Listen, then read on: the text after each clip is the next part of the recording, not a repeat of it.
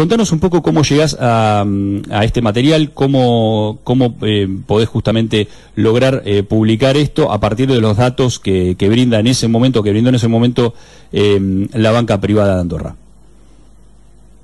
Bueno, nosotros tenemos acceso a una serie de documentos internos y confidenciales de la banca privada de Andorra, y en uno de ellos hay una mención a un señor que se llama Jorge Augusto Sapag y a otro señor que se llama Guillermo Aníbal Coco. Estas dos personas aparecen en un documento, como digo, interno y confidencial de la banca privada de Andorra, en el caso del señor Sapag, como un cliente que ha intentado abrir una cuenta en este banco en agosto de 2008. La entidad financiera, después de analizar cuál es el perfil del cliente, del señor Jorge Sapag, descubre que este hombre es lo que ellos llaman un PEP, una persona políticamente expuesta. Es decir, alguien que ha ocupado un cargo importante o está en ese momento ocupando un cargo. En el caso de Sapag, Sapag llevaba un año de gobernador de Neuquén, puesto que el intento de apertura de la cuenta es en agosto de 2008.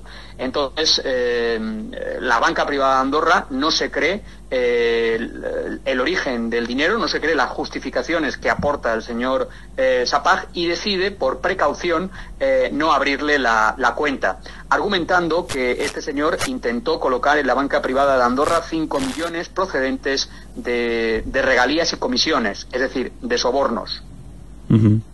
Bien, y esto está acreditado obviamente en lo que tiene que ver con información del banco, ¿no? Digamos, que eso es lo que a vos te llega para después publicar la nota en el diario.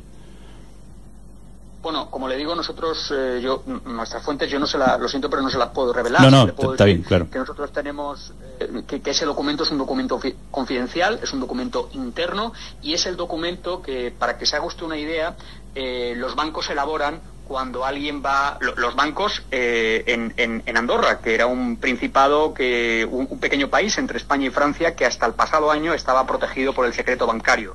Entonces, para evitar que el banco se convierta en el lugar al que acuden las fortunas para lavar y blanquear fondos, el banco lo que hace es, pues sigue todo un protocolo para evitar el blanqueo de capitales. Este protocolo consiste en poner el nombre de sus clientes en una base de datos que el banco tiene contratada, que se llama WallCheck, y donde aparecen los cargos públicos.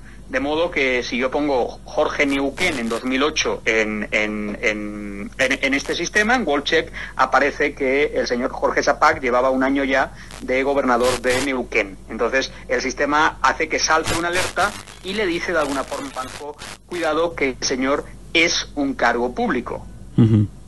O sea, porque te pregunto esto, Joaquín, porque el ex gobernador Jorge Sapag, los argumentos que esgrimió a partir de un comunicado que brindó la semana pasada acá a los medios de Neuquén, es que él nunca tuvo esa cuenta y ni tampoco intentó abrirla, que es lo que manifiesta el Banco de Andorra, ¿no? Por eso la pregunta. Digo, esto es imposible, es decir, no puede haber una información equivocada en este sentido, digamos, confundirse respecto a la persona que intentó abrir esta cuenta y tratar de depositar 5 millones de dólares.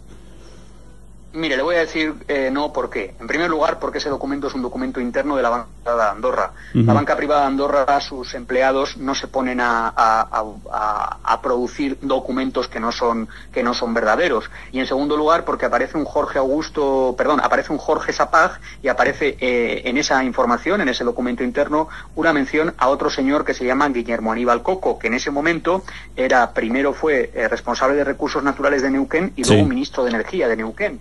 Por tanto, y se ponen los nombres de los dos. Cuando uno va al banco tiene que entregar también lo que en España llamamos el documento nacional de identidad, el identity card. Pues si usted pone su nombre, si usted pone el documento nacional de identidad, si ese nombre aparece en el WallCheck y hay un informe de la banca privada de Andorra que dice que estos dos señores intentaron sin éxito colocar 5 millones, pues yo creo que es bastante evidente que a tenor de esos documentos se trata del señor Sapag y del señor Guillermo Aníbal Coco. Que el señor no tuvo esta cuenta, el señor Sapag, bueno, pues es posible porque tenido nosotros, ahí aparece el rechazo a la apertura de esa cuenta. Aparece el rechazo en una actitud, le voy a decir, bastante inusual por parte de la banca privada de Andorra. La banca privada de Andorra, para que usted se haga una idea, era la entidad en la que algunos grupos, digamos, que desarrollaban actividades no muy legales, acudían a esta entidad a depositar sus fondos. Un ejemplo es Odebrecht, el gigante brasileño de la construcción, que supuestamente utilizó la banca privada de Andorra en toda su estructura offshore, en toda su estructura de blanqueo, para pagar los sobornos a funcionarios, dirigentes y primeros ministros de una docena de países de Latinoamérica. Por eso digo que los controles, vamos a decirlo así, coloquial, que la banca privada de Andorra aplicaba a todos aquellos que querían abrir una cuenta, pues no eran demasiado estrictos. En el caso de Jorge Sapag, la cosa debió de ser muy evidente cuando en una nota manuscrita al final del informe de compliance, de prevención de bloqueo, los gestores o los responsables de este cliente, de esta cuenta, llegan a decir: rechazada posible coima del petróleo de los Kirchner.